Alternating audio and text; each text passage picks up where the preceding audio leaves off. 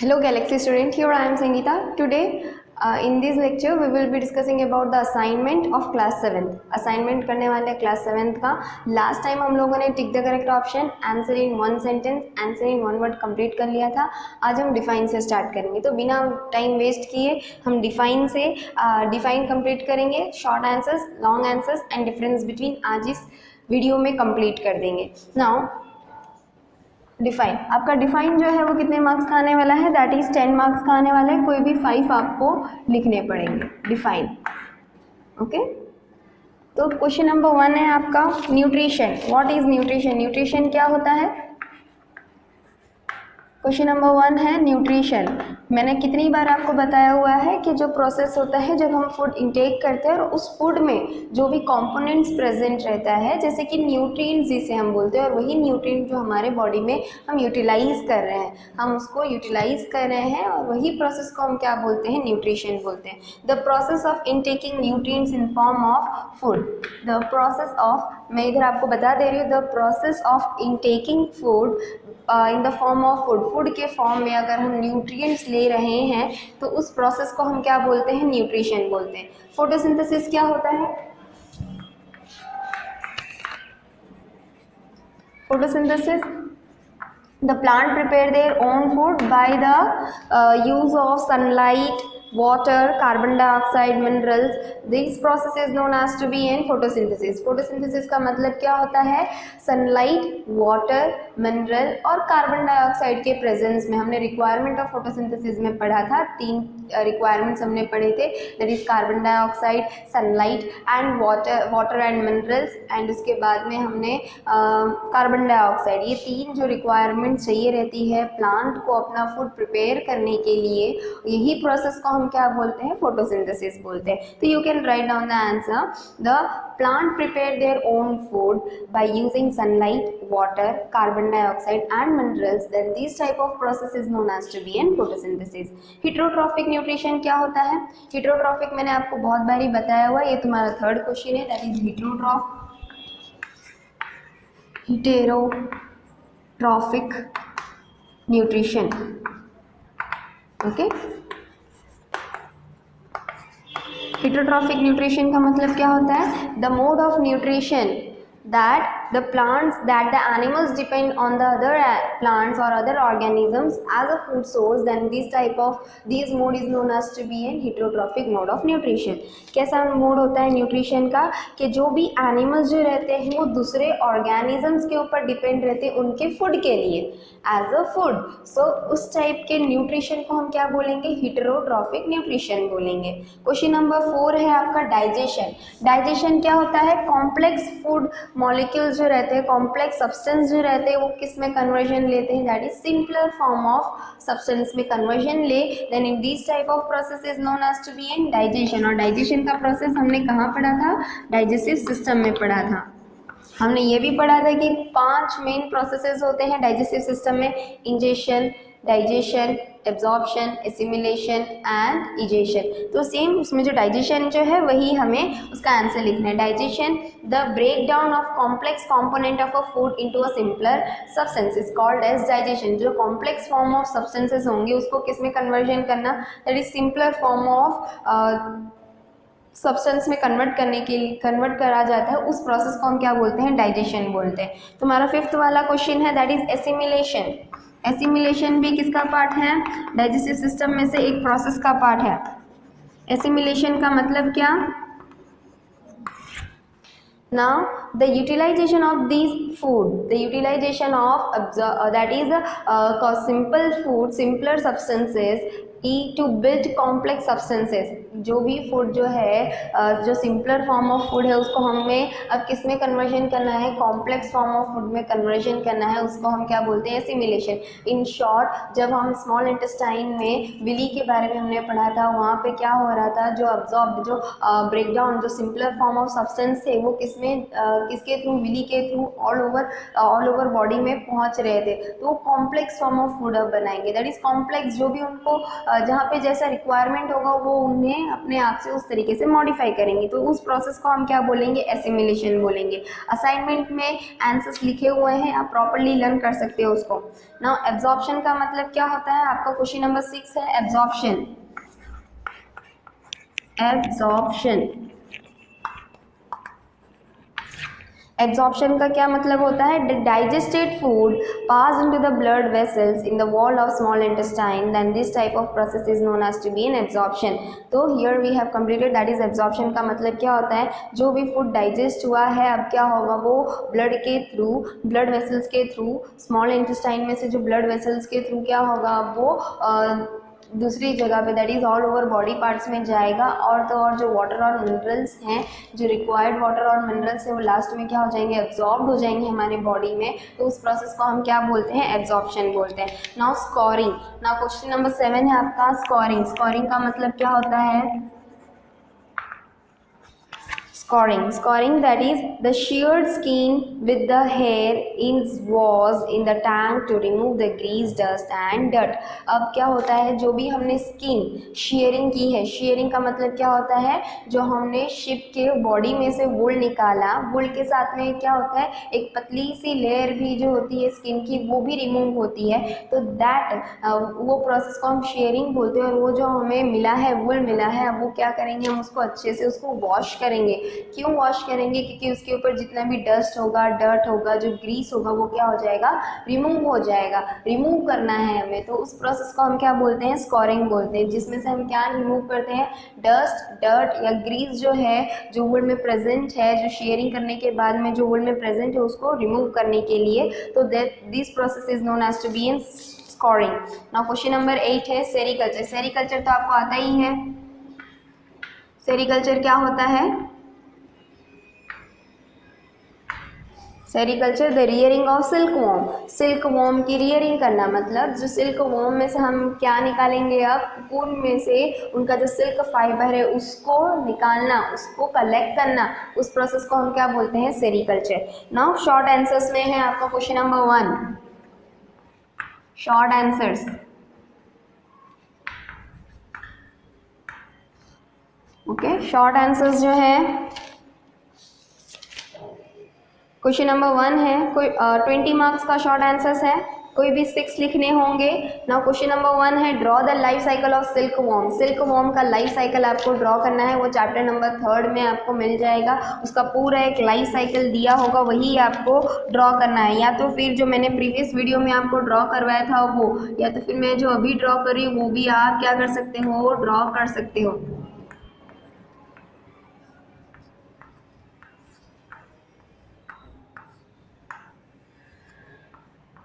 Okay,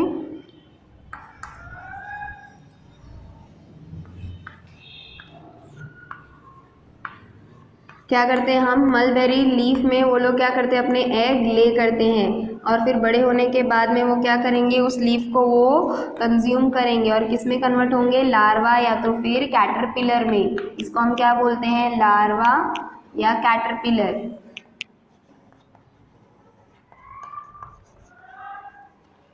ये है egg.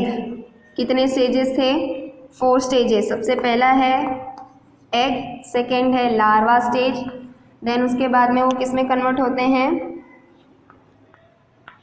Cocoon में कन्वर्जन लेंगे, दैट इज हम कौन सा स्टेज बोलते हैं, प्यूपा, जिसमें वो क्या करते हैं, अपने आप की बॉडी को 8 शेप में इसके अंदर मूव करेंगे। ऐसे 8 शेप में वो लोग अपने आप को मूव करेंगे, और सिल्क का जो थ्रेड है वो अपने ऊपर वो फॉर्म करेंगे, और फिर उसके बाद में जब वो मैच्योर हो जाएंगे तो किस में कन्वर्ट हो जाएंगे, दैट इज अडल्ट में। Okay, so this one the first stage, that is second stage, third stage and fourth stage. Easy है, 3.5 मार्क्स इजीली मिल सकता है। And then I have written something in the second stage. Second stage के बाद में मैंने इधर कुछ ऐसा लिखा हुआ है, that is caterpillar swing it head in the figure of 8 and secret fibre made up of protein. तो सेम आपको वो भी लिखना पड़ेगा कि कैटरपिलर जो है वो अपने माउथ में से कुछ ऐसे फाइबर निकालते हैं, और अपने आप की बॉडी को 8 के फिगर में क्या करते हैं, वो फॉर्म करते हैं। तो जिससे क्या होता है, वो प्यूपा का फॉर्मेशन होता है, और वो प्यूपा में से क्या होगा, उसमें से अडल्ट फॉर्म होगा, या तो फिर हम इसे क्या बोलेंगे, मॉथ बोलेंगे। ओके, मॉथ फॉर्मेशन होगा। और जो फाइबर वो लोग निकालते हैं वो किससे बना हुआ है, प्रोटीन से बना हुआ है। तो आपका क्वेश्चन नंबर 1 बहुत इजी है। Now what is selective breeding. अब सिलेक्टिव ब्रीडिंग का मतलब क्या होता है वो हमें देखना है। सिलेक्टिव ब्रीडिंग का मतलब क्या होता है, हमने पढ़ा हुआ था कि दो ब्रीड, जो स्पेशल कैरेक्टर्स के अगर दो ब्रीड होंगे, जैसे कि एक बुल जो है उसका जो वुल है, एक शिप है उसका जो वुल है वो बहुत ज़्यादा अच्छा है, उसका क्वालिटी जो है वो बहुत ज़्यादा अच्छा है, बहुत सॉफ्ट है।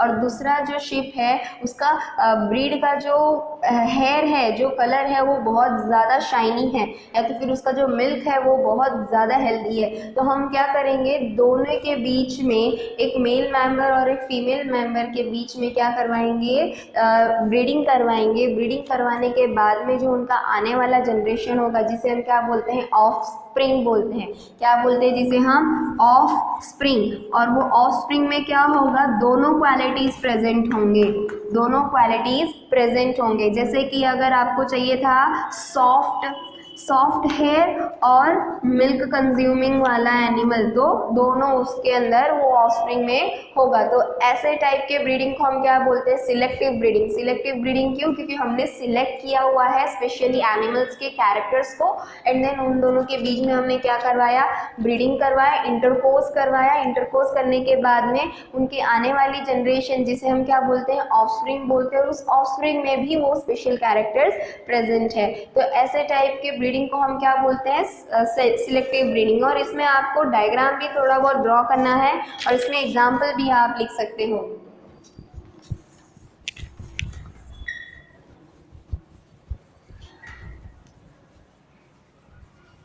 तो वो जो है सिलेक्टिव ब्रीडिंग के बारे में मैंने आपको आपके असाइनमेंट में बहुत अच्छे से लिख कर दिया हुआ है, ड्रॉ भी करके दिया हुआ है, आपको वो लिखना है।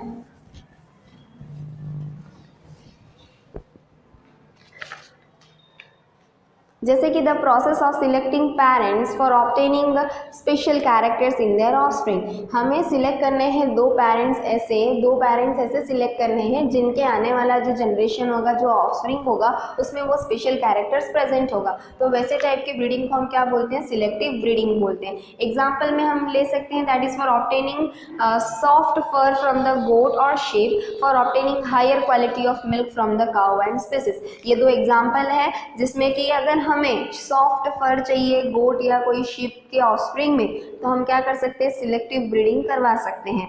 या तो फिर ऐसे काऊ के स्पीसीज ले लो जो बहुत अच्छा दूध देती हो और बहुत ज़्यादा ही उसके अंदर फैट हो, तो दोनों अगर हम मिक्स करें और उसमें हायर रीच ऑफ प्रोटीन चाहिए, तो हम क्या कर सकते हैं, उन दोनों का ब्रीडिंग करवा सकते हैं। और ब्रीडिंग करवाने के बाद में क्या हो सकता है, हमें उसका जो ऑफस्प्रिंग है उसमें वो क्वालिटीज़ हमें मिल सकती हैं।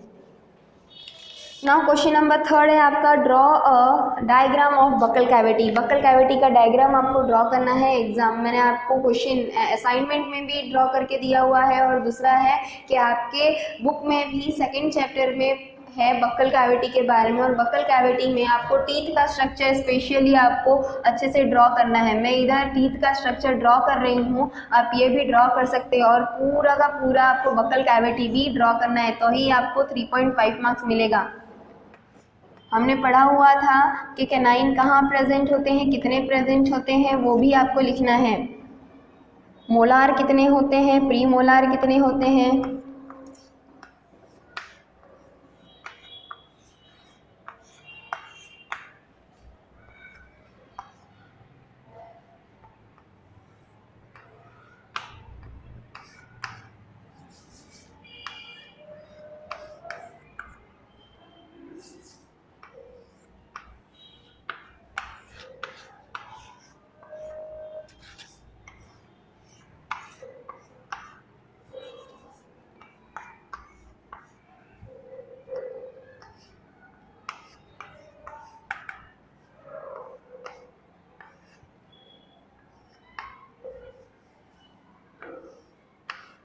ओके, तो you can draw like this. ये हो गया तुम्हारा मोलार, जो लास्ट में प्रेजेंट होता है, 4 में रहता है।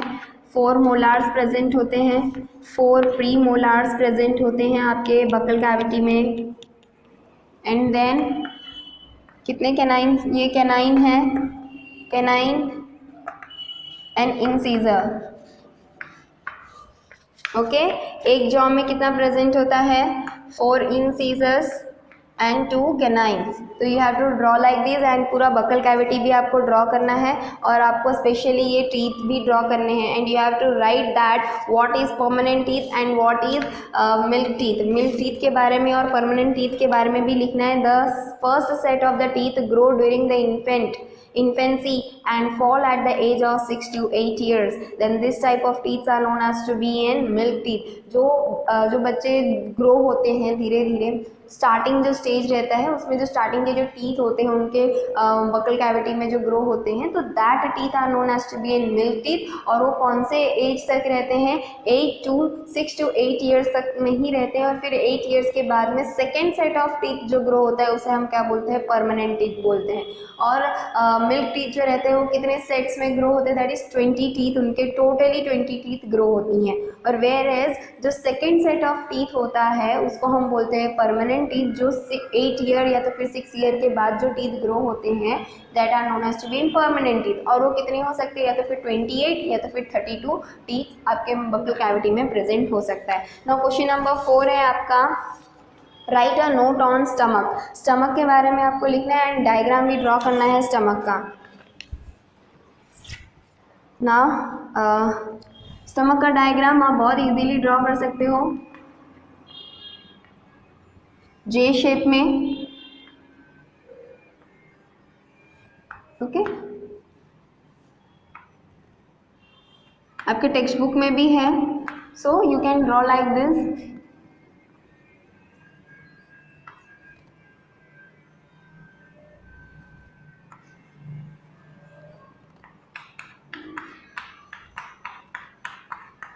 असाइनमेंट में भी दिया हुआ है, you can draw like that also. Okay, now stomach का एक्सप्लेनेशन में हम क्या लिखेंगे, it is a bag like structure. कैसा स्ट्रक्चर का दिखाई देता है, जे शेप का दिखाई देता है and it is a widest part of the alimentary canal. It receives food from the food pipe and open into the small intestine। अब उसको फूड कहाँ से मिलता है, फूड पाइप के थ्रू कहाँ आएगा, स्टमक में आएगा। और फिर स्टमक के बाद से जो फूड है वो कहाँ जाएगा, दैट इज स्मॉल इंटेस्टाइन में जाएगा। So you can write this point also that it is a widest part of the alimentary canal, मतलब बहुत ज़्यादा वाइड पार्ट है एलिमेंट्री, पूरे एलिमेंट्री कैनाल में, दैट इज डाइजेस्टिव सिस्टम का वाइडेस्ट पार्ट है ये। And then it receives food from the food pipe and open into the small intestine. उसको फूड पाइप से फूड मिलता है एंड देन वो कहाँ, कौन से एरिया में ओपन होता है, दैट इज स्मॉल इंटेस्टाइन में। The inner wall of the stomach secrete mucus hydrochloric acid. अब इसकी जो इनर लाइनिंग है, ये वाली जो लाइन है वो क्या सीक्रेट करती है, क्या प्रोड्यूस करती है, दैट इज म्यूकस प्रोड्यूस करती है, ताकि क्या हो सके, जो फूड है वो सॉल्युबल फॉर्म में कन्वर्ट हो सके। और hydrochloric acid that is HCl भी प्रोड्यूस करती है। और सम डाइजेस्टिव जूस, डाइजेस्टिव जूस का काम क्या रहता है, वो क्या करेगा, डाइजेस्ट करने में हेल्प करेगा। In HCl that it will kill the harmful organisms. Now mucus, mucus का क्या काम है, it protect the inner lining and convert the food into a paste form. वो क्या करता है, स्टमक के इनर लाइनिंग को प्रोटेक्ट करता है and it convert the food, जो भी फूड उसको फूड पाइप से मिला हुआ है उसको किस में कन्वर्ट करना, पेस्ट फॉर्म में कन्वर्ट करना। हाइड्रोक्लोरिक एसिड का क्या काम है, वो बैक्टीरिया या तो फिर हार्मफुल ऑर्गेनिजम्स जो भी हमारे स्टमक के थ्रू आ रहे हैं तो उसको क्या करेगा, उसको एसिडिफाई करेगा, उसको किल करेगा। Now pepsin, pepsin it is a digestive juice। इसका फंक्शन क्या है, it break down the protein into a simpler substance that is known as to be an amino acid. Pepsin का काम क्या है, पी से आप याद रख सकते हो प्रोटीन, प्रोटीन को किस में कन्वर्ट करना, अमीनो एसिड में, सिंपलर फॉर्म में अमीनो एसिड में उसको कन्वर्जन करना। तो आपको ये सारे पॉइंट्स लिखने हैं, then only you are getting 3.5 marks. The process of digesting food is known as to be in digestion and this type of process is known as to be in digestion। Next question है आपका, question number 5 है आपका, write about the digestion in the herbivorous animals. Herbivorous animals के बारे में हमें लिखना है, उनका डाइजेशन का प्रोसेस लिखना है। दैट इज रूमिनेंट एनिमल्स के अंदर, रूमिनेंट एनिमल्स के अंदर क्या होता है, the food, herbivores eat their food and swallow quickly and store it in the stomach called lumens. हमने उनमें 4 पार्ट्स देखे थे और शॉर्ट आंसर्स में भी हमने देखे थे कि 4 पार्ट्स होते हैं उनके स्टमक के, कंपार्टमेंट्स चार होते हैं, that is lumen, rumen, then omasum, abomasum और एक है wait. Now the herbivores eat their food and swallow quickly and store in the stomach called rumen. जो भी फूड जो वो खाते हैं देन वो swallow डायरेक्टली निकल जाते हैं और कहाँ पे जाकर स्टोर हो जाता है, rumen में स्टोर हो जाता है. And then partially food is digested called as curd. जो फूड बचा कुचा जो फूड रहता है वो क्या होता है, जो उनके rumen में जाकर जो फूड स्टोर हुआ है then it will come to their mouth again, और वही उसी को हम क्या बोलते हैं, पार्शियली फूड बोलते हैं. उनमें ऐसी प्रोसेस होती है. इसी की वजह से जो काऊ रहते हैं वो कंटिन्यूसली अपना माउथ जो है बिना वजह चलाते ही रहते. दैट इज उनका माउथ जो है वो कंटिन्यूसली वर्क करता ही रहता है, मूवमेंट में ही रहता है. और वही पार्टिकल्स जो उनके र्यूमेन में रहते हैं वो फिर से उनके माउथ में आते हैं और उसको वो बराबर से च्यू करते हैं, और वही पार्टिकल्स को हम क्या बोलते हैं, कर्ड बोलते हैं. That is partially digested food. Then the curd return and remain in the mouth in small lumps and they chew, and this process is called rumination. और यही process को हम क्या बोलते हैं, rumination बोलते हैं. Animals are known as ruminants. They eat grass which are rich in cellulose which is the type of carbohydrate. अब ऐसे एनिमल्स को हम रूमिनेंट इसलिए बोलते हैं क्योंकि वो लोग किस पे डिपेंडेंट रहते हैं, पूरे टोटली ग्रास प्लांट्स के ऊपर डिपेंडेंट रहते हैं. और जो प्लांट और ग्रास में क्या प्रेजेंट रहता है, सेल्यूलोज प्रेजेंट रहता है. और सेल्यूलोज इन फॉर्म में क्या है, it is a form of carbohydrate, और वो कार्बोहाइड्रेट की वजह से ही वो ब्रेक डाउन होगा into a simpler form. Cellulose को भी वो लोग क्या कर सकते हैं, डाइजेस्ट कर सकते हैं into a simpler form, that is carbohydrate. Now in ruminant, bacteria present in rumen help in digestion of cellulose, for example in cow, buffalo, goat and deer.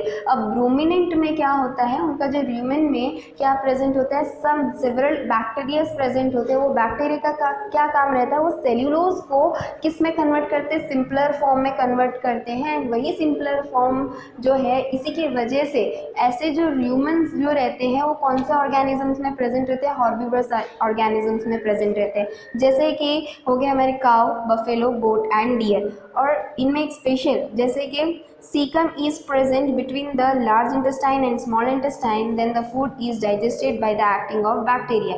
और इनके बीच में स्मॉल इंटेस्टाइन और लार्ज इंटेस्टाइन के बीच में एक और पोर्शन आता है जिसे हम सीकम बोलते हैं. उधर भी क्या होता है, डाइजेशन की प्रोसेस होती है. नाउ क्वेश्चन नंबर 6 है,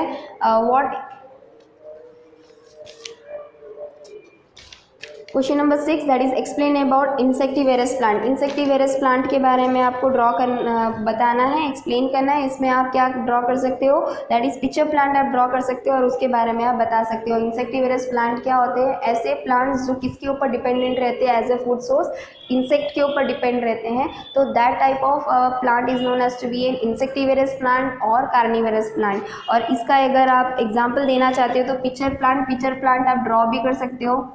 कुछ जग लाइक स्ट्रक्चर रहता है और ये लीफ का मॉडिफाइड पोर्शन है, इसके साथ में ऐसे लीफ भी प्रेजेंट होती है. Okay, so it is a modified form of, और इनके ऊपर एक कैप लाइक स्ट्रक्चर भी होता है जिसे हम क्या बोलते हैं, लीड. और ये है इनका माउथ, और इनके बॉडी के अंदर कुछ ऐसे हेयर भी प्रेजेंट होते हैं. इसका भी एक मेजर फंक्शन है hair.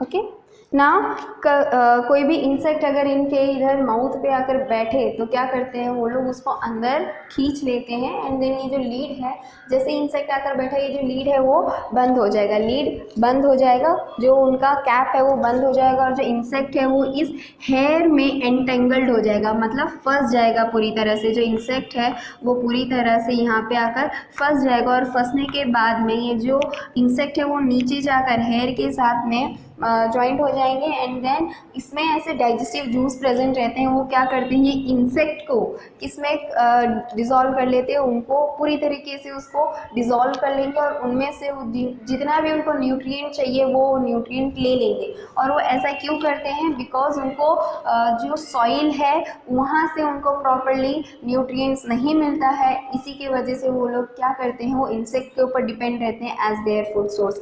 So those plants who eat insect and get nutrient by digesting them. For example, कौन से एग्जाम्पल लिख सकते हो, ये है तुम्हारा पिक्चर प्लांट जिसे हम वीनस ट्रैप फ्लाई प्लांट भी बोलते हैं.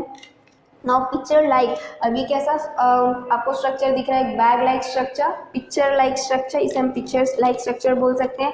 And it is a modified part of the leaf. In picture here is present which entangle insect, then the insect is digested by the digestive juice and absorb it nutrient for their own use.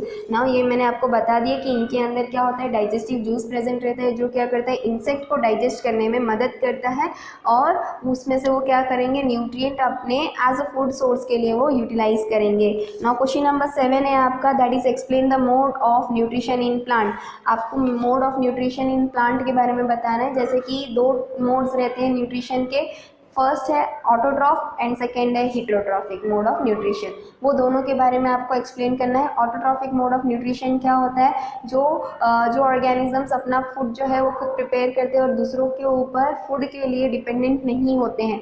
Then that type of mode of nutrition is known as to be autotrophic mode of nutrition. And heterotrophic mode of nutrition का मतलब क्या होता है, जो organisms दूसरे organisms के ऊपर depend रहते हैं for their food, then that type of mode of nutrition is known as to be an heterotrophic mode of nutrition. So you have to write these both, that is क्या होता है mode of nutrition, कितने types के mode of nutrition है, और autotrophic mode of nutrition और heterotrophic mode of nutrition क्या होता है.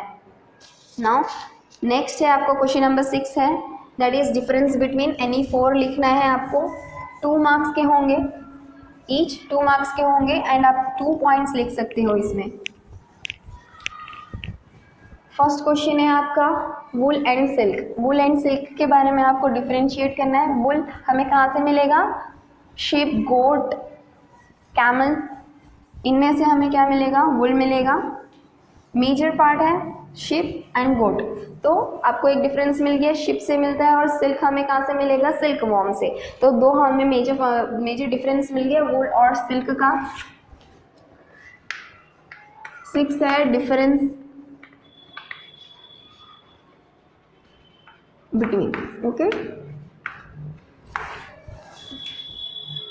क्वेश्चन नंबर 1 है आपका wool and silk. Wool are obtained from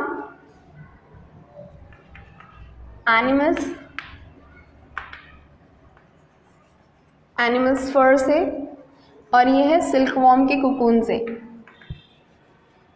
silk worm cocoon से. ओके, सेकेंड है वुल डजेंट हैव शाइन. अब वुल में शाइन मतलब वो चमक नहीं होती है, वेरे सिल्क में शाइनी अपीरियंस आपको देखने को मिलेगा. थर्ड है that is it is a good conductor of heat. It is a good conductor of heat मतलब हीट प्रोडक्शन के लिए ये बहुत ज़्यादा अच्छा है wool. Very good conductor of heat, it is a bad conductor of heat. Okay, bad conductor of heat. You can write any 2 or 3 points. Now wool is specially used for winter clothing. अब wool जो है वो specially कब use किया जाता है, winter के time पे, for getting heat. गर्मी के लिए हम क्या यूज़ करते हैं, wool यूज़ करते हैं. और ये जो है ऐसे ही साड़ी या तो फिर ड्रेस बनाने के लिए यूज़ होता है, ये विंटर ड्रेस के लिए. और इसमें एग्जाम्पल अगर हम लिखें तो क्या हो सकता है, Jersey,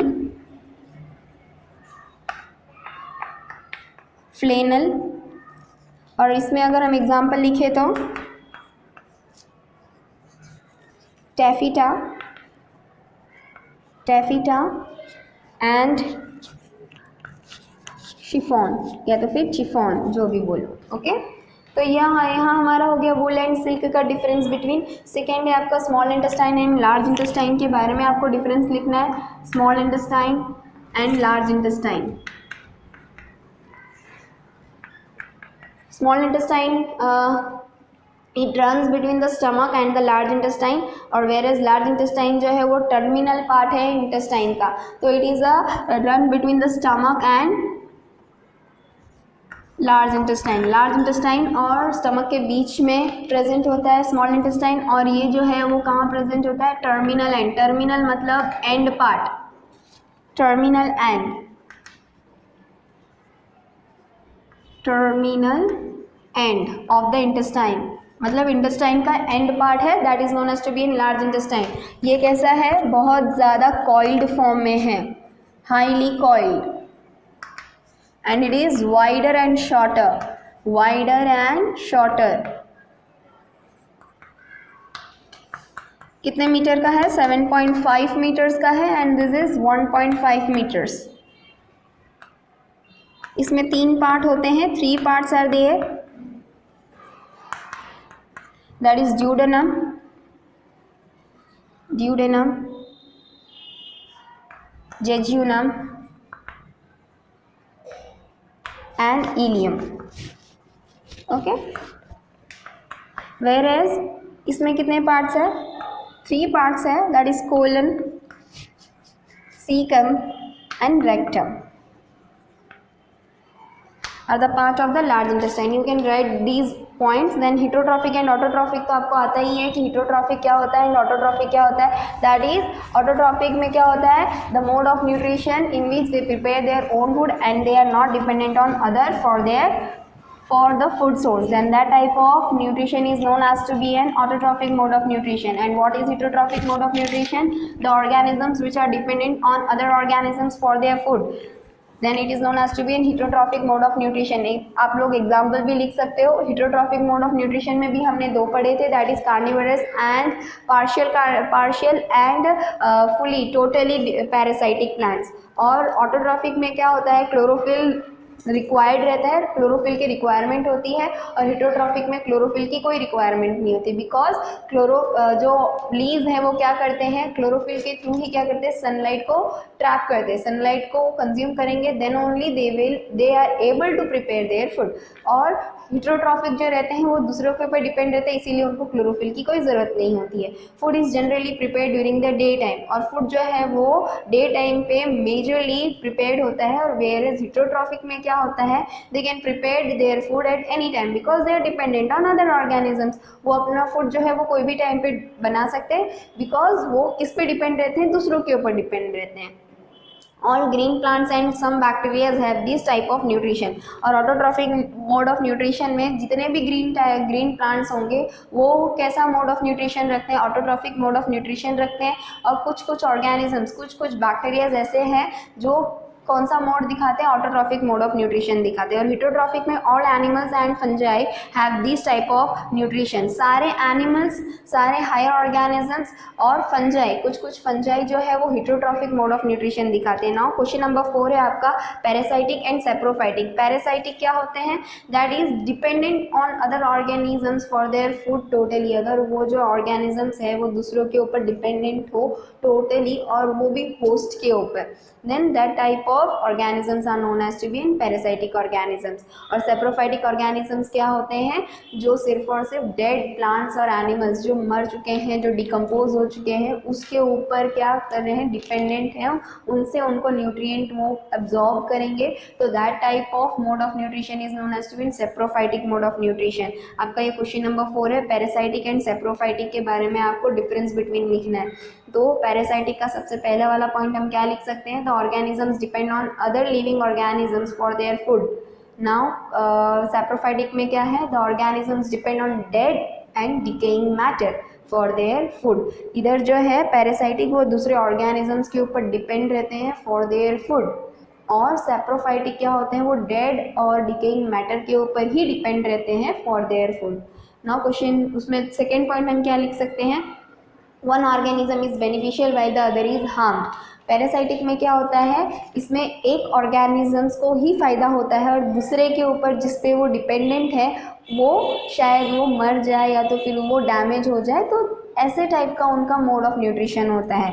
now one organism get benefited while the other is unharmed. अब इधर जो सेप्रोफाइटिक है इसमें एक को फ़ायदा होता है पर दूसरे को कोई नुकसान नहीं पहुँचता। दूसरे को नुकसान क्यों नहीं पहुंचता, बिकॉज वो ऑलरेडी डेड हो गया है, ऑलरेडी डीके हो चुका है, तो उसको कोई नुकसान पहुंचेगा ही नहीं क्योंकि वो मर चुका है, तो उसको कोई फर्क पड़ेगा ही नहीं। सो ऐसे टाइप के मोड ऑफ न्यूट्रिशन को हम क्या बोलते हैं, सेप्रोफाइटिक मोड ऑफ न्यूट्रिशन बोलते हैं। नाउ क्वेश्चन हम आपका पॉइंट थर्ड है, they depend on host form from the outside और इनसाइड। वो शायद इंटरनली भी और एक्सटर्नली भी होस्ट के ऊपर डिपेंड रहते हैं उनके फूड के लिए, दैट इज पैरासाइटिक। और सैप्रोफाइटिक जो रहते हैं they depend on host for external only, वो सिर्फ और सिर्फ आउटर ही अपना फूड तो खुद प्रिपेयर करेंगे, बट वो क्या करते हैं सिर्फ और सिर्फ न्यूट्रिएंट के लिए ही वो डिपेंडेंट रहते हैं। एग्जाम्पल में हम पैरासाइटिक में क्या लिख सकते हैं, कैस्केटा, अमरबेल लिख सकते हैं या फिर प्लाज्मोडियम लिख सकते हैं। क्वेश्चन सैप्रोफाइटिक में आप एग्जाम्पल क्या लिख सकते हो, मशरूम या तो फिर कुछ फंजाई के बारे में लिख सकते हो। ना क्वेश्चन नंबर 7 है आपका डिटेल, कोई भी 3 लिखना है, 12 मार्क्स के होंगे। Details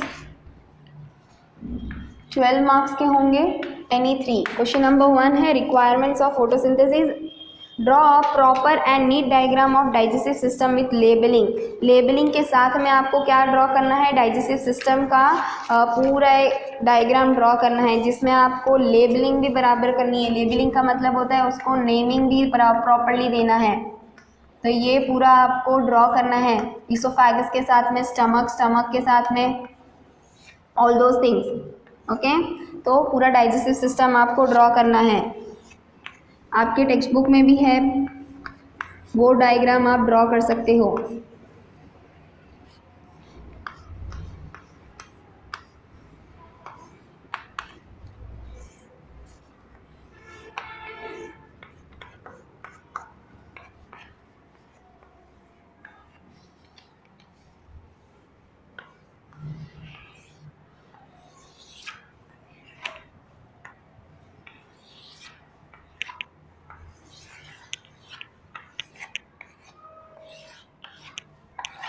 So you can draw like this also. ये है oesophagus, stomach, pancreas, liver,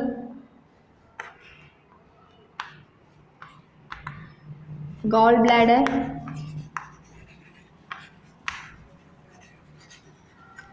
large intestine, small intestine.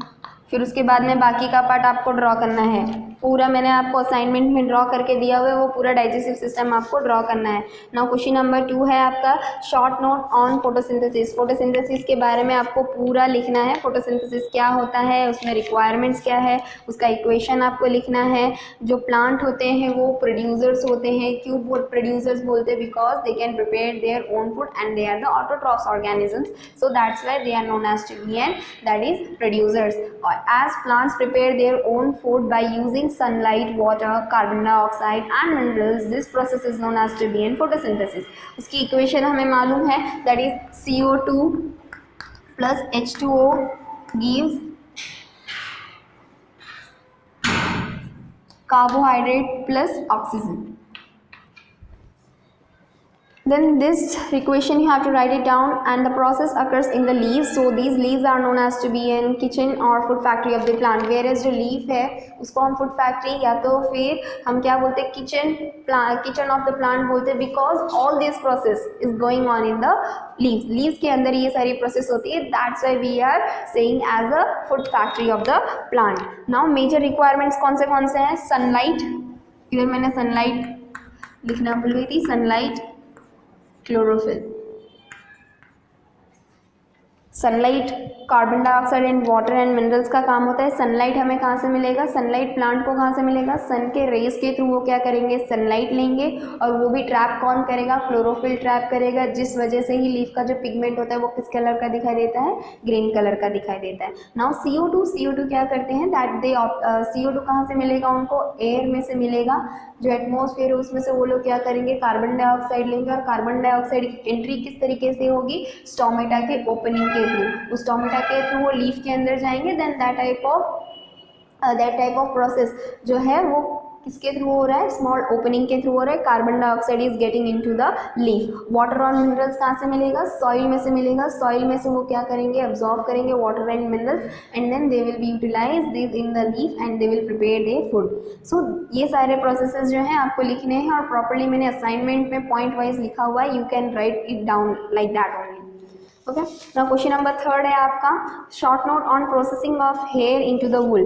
अब हमने processing of hair into wool, hair से जो हमने हेयर शेयरिंग किया है वो शेयरिंग करने के बाद में उसको वुल में किस तरीके से कन्वर्ट करते हैं वो वाला पूरा प्रोसेस आपको लिखना है। हमने इसमें 6 स्टेप्स देखे हुए थे। दैट इज स्टेप नंबर 1 में क्या हो रहा था, शेयरिंग हो रहा था। शेयरिंग का मतलब क्या है, दैट इज जब हम लोग बुल शिप में से या तो फिर गोट में से उनका जो हेयर है वो रिमूव करते हैं और उनके साथ में उसके साथ में उनकी एक पतली सी स्किन की लेयर निकलती है, तो उस प्रोसेस को ही हम क्या बोलते हैं, शेयरिंग बोलते हैं। और शेयरिंग का प्रोसेस जो है हम क्या करते हैं, उसमें ट्रिमर यूज़ कर सकते हैं for carrying out the okay. तो फर्स्ट प्रोसेस हो गया आपका शेयरिंग। मैं शॉर्ट में लिख रही हूँ पर इसका आपको पूरा डिटेल में आपको असाइनमेंट में दिया है, you have to write like that only. फिर उसके बाद में शेयरिंग करने के बाद में हम क्या करेंगे, स्कोरिंग। स्कोरिंग अभी मैंने आपको डिफाइन में बताया कि स्कोरिंग क्या होता है, जिससे हम क्या करते हैं, वॉश करते हैं। जो भी हमें शेयरिंग के बाद में जो हेयर मिला है उसको हम क्या करेंगे, प्रॉपर्ली वॉश करेंगे, ग्रीस, डर्ट या तो फिर कोई भी डर्टी मटेरियल्स होगा उसको रिमूव करने के लिए, तो वॉश किया जाएगा। उस प्रोसेस को हम बोलते हैं स्कोरिंग।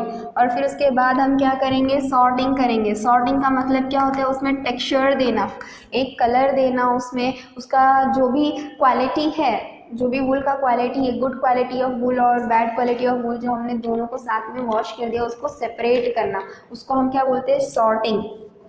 फिर क्वेश्चन नंबर स्टेप नंबर 4 में हम क्या करेंगे, जो भी हेयर है, जो भी उसमें हमने वुल सेपरेट किया हुआ है उसमें छोटे छोटे क्या फॉर्म हो गए होंगे, बॉल लाइक स्ट्रक्चर्स में फॉर्म होते हैं, तो वो बॉल्स को हम क्या करेंगे, उसको पिक आउट करेंगे, निकालेंगे। यही प्रोसेस इसमें होगा।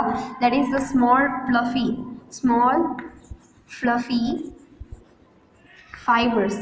Fluffy fibres are picked out. Okay, उसको ड्राई भी करा जाएगा। इस प्रोसेस में पहले ड्राई किया जाएगा, ड्राई करने के बाद में उसमें कभी आपने देखा होगा कि आपके स्वेटर में क्या हो जाते हैं, छोटे छोटे बॉल जो होते हैं वो फॉर्म हो जाते हैं, तो वो बॉल जो है वो हम हाथों से भी अगर निकाल सकते हैं, तो सेम यही प्रोसेस इधर किया जाता है। स्टेप नंबर 4 में पहले तो जो हमने उसको वॉश किया, फिर उसके बाद उसके टेक्सचर्स के हिसाब से उसको अलग अलग किया, फिर उसके बाद में हम क्या रिमूव करेंगे, उसमें से फाइबर्स रिमूव करेंगे, दैट इज स्मॉल फाइबर्स, जिसे हम नाउ स्टेप नंबर 5 में क्या करेंगे, अब फाइबर को कलर किया जाएगा, डाई किया जाएगा। अलग अलग जो कलर होते हैं, ब्लू, पिंक, रेड, ये सब कलर हम उसको देंगे। नाउ स्टेप नंबर 6 में हम क्या करेंगे, fibres are strengthen and roll into an yarn. अब ये जो फाइबर्स जो कलर डाई कर चुके हैं, इसके बाद में अब ये किस में कन्वर्ट होगा, यार्न में कन्वर्ट होगा। दैट इज एक उसका एक बंडल बनाया जाएगा और वही बंडल को हम फर्दर मार्केट में प्रोड्यूस करेंगे।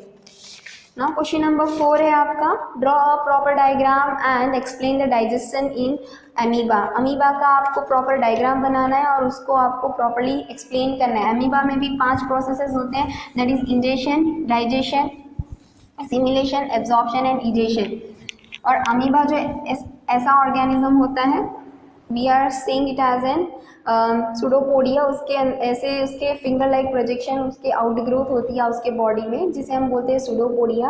And they are the unicellular और single cell microscopic organisms found in the pond water. ये कहाँ पर मिलते हैं, हमें मेजरली पॉन्ड वाटर में देखने को मिलते हैं, और वो unicellular organisms, single celled organisms होते हैं।